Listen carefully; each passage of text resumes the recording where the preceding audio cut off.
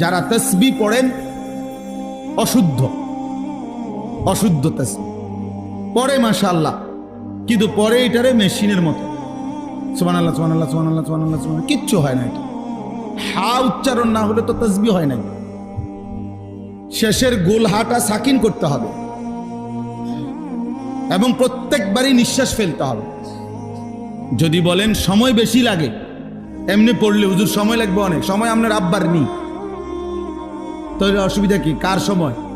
তো আল্লাহর সময় আল্লাহর জন্য ব্যয় হইলে আপনার সমস্যা কি? সময় যদি আপনার বাপের সম্পত্তি হইতো তাইলে না আপনি আটকায় রাখতেন। সময় আমার, বলেন আমাদের হায়াত আমার, সময় আমার। তো যার দেওয়া সময় তার জন্য বেশি ব্যয় হবে, অসুবিধা কোথায়? তাইলে আল্লাহ যা আপনারা আমার সময় হায়াত দিছেন,